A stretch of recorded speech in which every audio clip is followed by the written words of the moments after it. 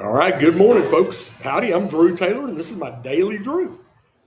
I'm coming to you. You see this. I'm in Kerrville, and I am at my wife's favorite nail salon. I told these people, Hannah and her husband Dwight, that own this, and it's kind of unique because if you go to nail salons, it's kind of like pouring concrete. Mexicans pour concrete better than anybody on the planet.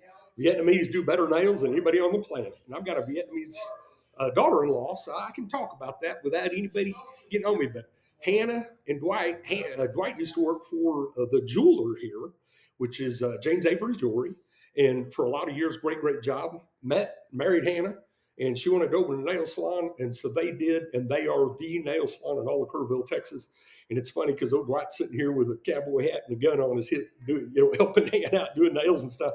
But anyway, they wanted to get in better shape. They're good friends of ours, and I told them that I was going to start doing this. I've been doing this Tai Chi, and they said we want to do it too. And so I told them I'll be here all week with them this week. So I'll be recording my show from here, and I'm not going to get a mani or a pedi because I just don't do that. But today's show, and what I wanted to, I'm going in as I'm formulating how I want to do this in the information, and I appreciate any and all feedback, okay?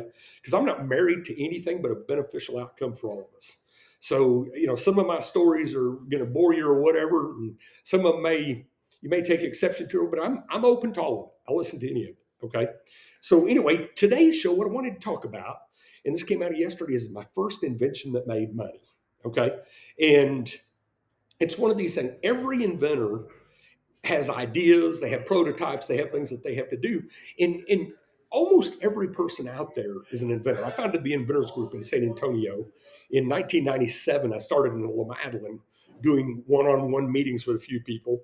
And then there was a guy named Richard who came in, and he was a little bit full of himself. And so anyway, we did that for a couple of years and started the Inventor Group down there, did that for several years. And anyway, I liked it because what happened was the reason I even started the group, my patent attorney, less than 1% of inventions ever make any money. But my patent attorney asked me one day, because I had a couple of my inventions make money, and he said, Drew, if I see people that I think you can work with, because the toughest thing about a new invention isn't the invention, the market, the size of it, the marketability, it's the inventor. Can you work with them? There's an old saying that says, every mama crow thinks their baby's the blackest. Every inventor thinks that if people can't see the novelty of their invention, they're fools. So they lack objectivity with their inventions like parents do with their kids. So I get it. But in that, they'll have these ideas and epiphanies. And think about it. What is an inventor? An inventor is someone who uses knowledge or whatever it is, and then the things they have at hand to make something easier. The weed eater was invented here in San Antonio, Texas. A guy got tired of trimming hedges with a pair of clippers, and he got out there and got a spinning head, put it in a coffee can with some fishing line on it.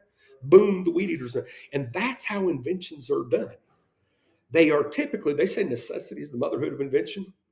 I like to say it's laziness.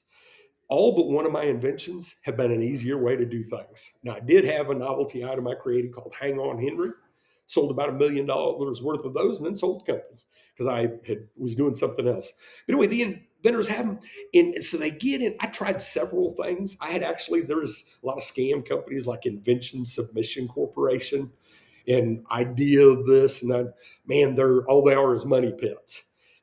I mentioned earlier, less than 1% of inventions by individuals ever make any money. So it tells you that your odds are not the greatest, but what makes the difference in it working? So I was in it's written a little bit of this in here. I was in the specialty coatings and the restoration business. I ended up once I invented my Wadu, so the Arm & Hammer Baking Soda Company, and that was my first patent that made money, and I did very well with it. But the Arm & Hammer Baking Soda Company had built a machine that was used in the restoration of the Statue of Liberty that used sodium bicarbonate baking soda as an abrasive like sandblasting. And the reason that the baking soda was important, the Mohs hardness, that's a hardness scale, 0 to 10, diamonds a 10. The Mohs hardness, the hardness scale, sodium bicarbonate's about a 3. Glass is 3.5 to 4. So one of the things that I used to do, I had a diamond bezel presidential Rolex. When I was showing people my product, I would spray paint that $20,000 watch. And everybody's eyes are shocked when I do open houses at my business. And then I go over to the glove box that had, and it's a little abrasive blasting box. I go over to that glove box that had baking soda in it, and I'd hold that through the gloves. I'd hold that Rolex, and I'd just take that paint off of that thing and pull it out and let them have it. Sold the machine every time. And it's because it amazes people. And it tells you how people's knowledge range is on so many things. They just don't know. But anyway, so the reason I needed that is because the National Historical Society wanted me to do graffiti removal and other restoration on some of their historical monuments and missions in San Antonio, Texas. That's where I was from. The problem is every abrasive blasting method and most of the chemicals, they wouldn't let you use them. And I wanted to be able to use a high pressure power washer because that's what I use in my business. I wanted to be able to use a pressure washer to entrain the baking soda into the water stream for abrasive blasting. And they didn't really have anything that would do it. So I'd go out and work during the day in my business. And then in the evenings, I'd come home, I'd buy a 12-pack of beer and get a pizza. And Paul Moser and I'd sit out there in the garage and fart around until we finally got it to work. And then it's funny, about 11 o'clock one night, I had found if you ever flushed the radiator on a car in the old days like we used to do that, Prestone used to make a flush kit. It had a cap on the top of it, and then it had hose barbs so that you could put hose on it. You'd cut your heater hose, put that in. And so that thing was a T-fitting, and then it was threaded for a hose on the top of it. I screwed that into the bottom of my vessel that held baking soda. And this is after a couple of months. I had a bone pile the size of a plow horse from all the crap that didn't work. And this is the typical inventor. Folks, you know what WD-40 is? It's water displacement formula number 40 because the first 39 failed. That's the thing about being an inventor. Get ready to be disappointed over and over and over. It's like asking 1,000 girls for a date. But the one that tells you yes, when I married Sherry, let me tell you something. I'm pretty discerning, and she's a beauty queen. I waited for that one, but I wasn't sure she was interested in me, so it's not much different. But anyway, I'll talk a little bit more about the process because once I got it to work that night, man, the fun began. I'm Drew. This is my daily Drew. I'll be back here in 2 minutes. So now I take a little bit of a break, and you do intro, outro every 8 minutes, or you won't be on real radio and television. So all these people are out there doing shows and all that, and they'll do a 2-minute here or an hour long, blah, blah, blah. They'll be on the off channels and all that. But if you ever want to get on real radio and television, 8-minute segments. 8 minutes, 2-minute break, 8-minute, 2-minute break. And that's how it's done. So that's why I break this stuff up. And you do an intro and an outro, blah, blah, blah. It's recorded. But when I upload this, I'll upload this file, and then they'll go in and edit it, and they'll plug in commercials and all that to it. With the C-Suite Network, that's who I'm doing this with.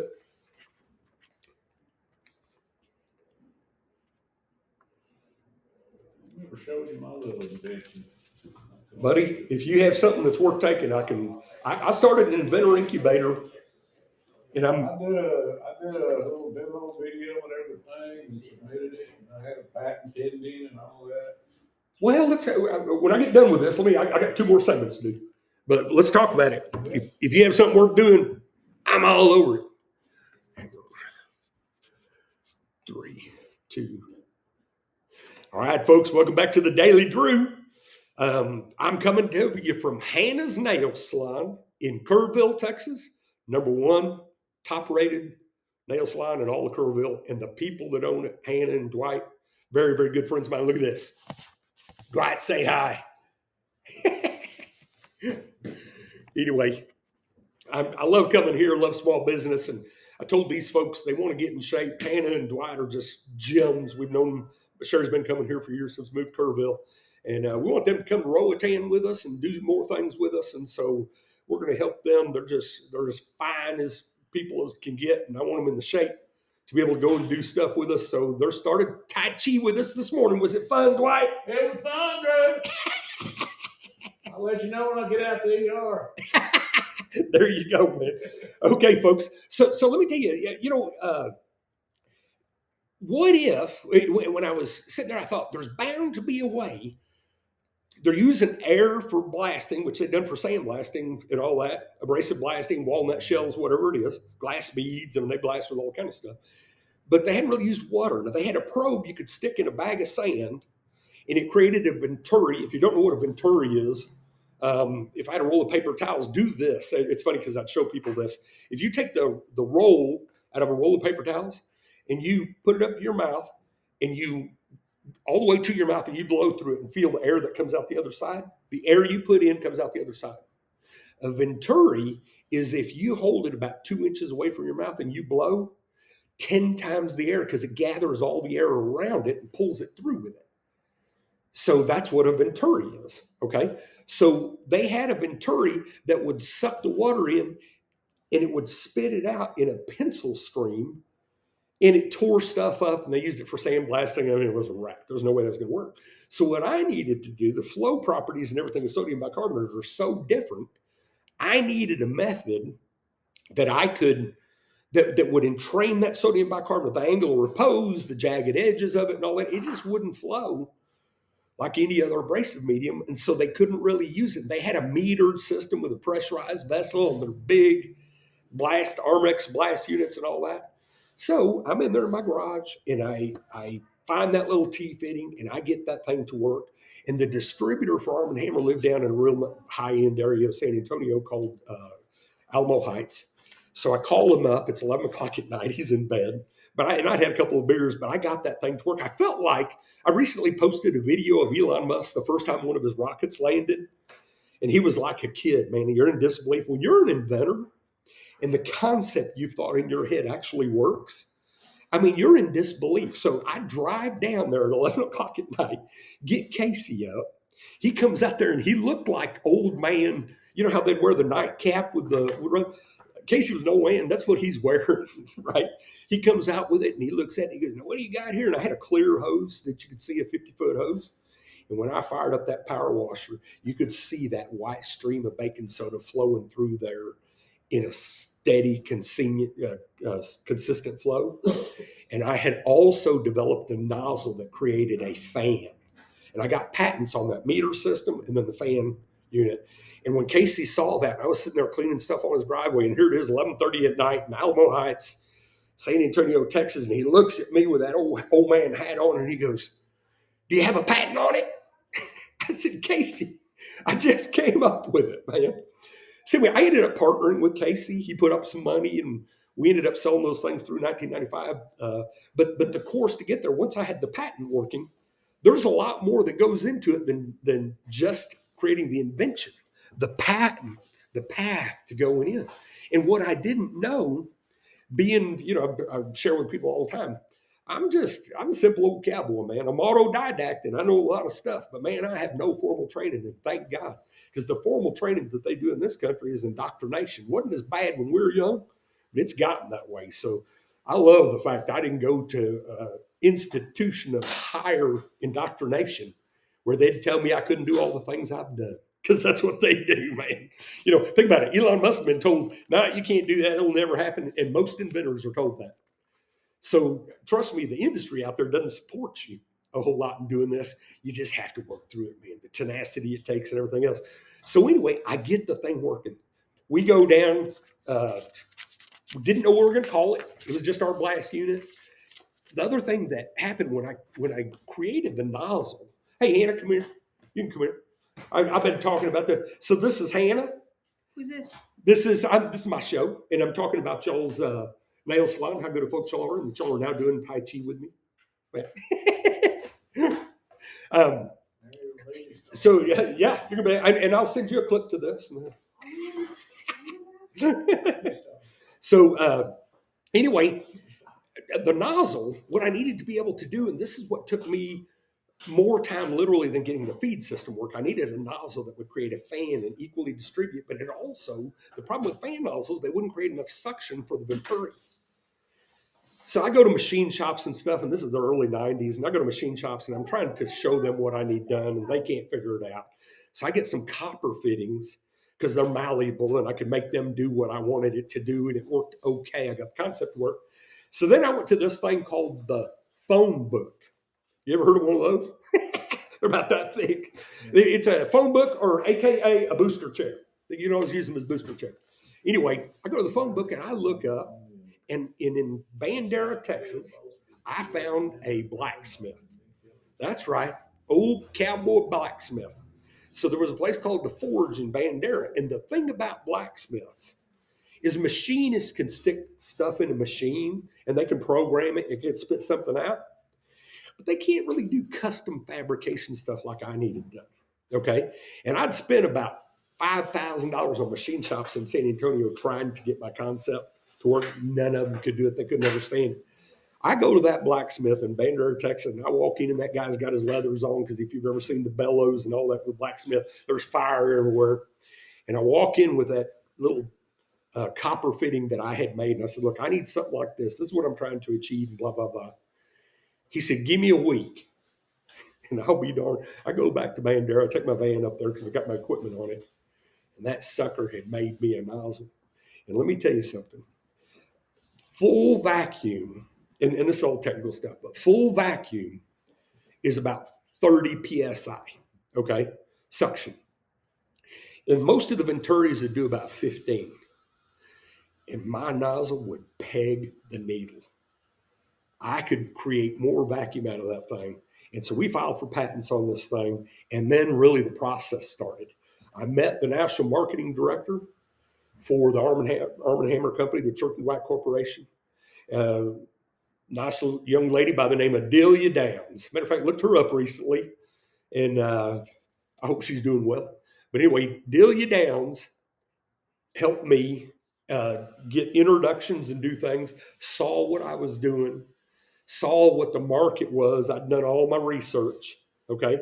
So I knew what the size of the market was and everything else, how many power washers were sold, how much baking soda I thought we could push through those power washers. So I did all this stuff. And folks, I have to tell you, at 30 years old, 31 years old, Delia gets me a meeting with some of the hierarchy of the Church of White Corporation. I'm scared. I'm having to go in there and present myself. I put a video down here because it popped up this morning. It's so funny how this happens. Put a video down here that you should watch. And it's a guy who goes on Britain's Got Talent, but he didn't go through all the stuff. He was sitting in the audience, was bold enough to stand up and holler at Simon, and he ended up getting the gold buzzer. Folks, you have to be bold. The reason that I've always dated beauty queens isn't because I'm a good-looking guy and I'm not this tall because I'm sitting on my wallet, okay? But it's just, I smile at them and I love them and I treat them like the princesses they are, and they'll go out with me. Beauty queens go out with me. Folks, I'll be back here in 2 minutes for our final segment of the Daily Drew. So Dwight, I'll tell you something kind of funny. You hear me do this shit, right? Mm-hmm. I had no problem talking, right? In the 7 years I did the Wild West Crypto Show, we didn't have bloopers. The bloopers we did have, it was my co-host, typically, right? So the very last show we did, I told Bobby, who was my production guy, I said, Bobby, tell you what, we're not going to do a show. The last show we're going to do of the year will be the last show that we do. I want you to do an hour-long blooper reel of all of our bloopers in 7 years of shows. So he sends me over the reel for my approval, and it's 6 minutes long. I said, Bobby, we got an hour show to kill here. He goes, y'all just didn't screw up. Most, they always go take 2, take 3, take 4, take 1, take 1, take 1. You're gonna have to create some bloopers. I know, man. I know, right? Throw some bloopers of the Carol Burnett show in there. That'll work. That's it, man. That's it.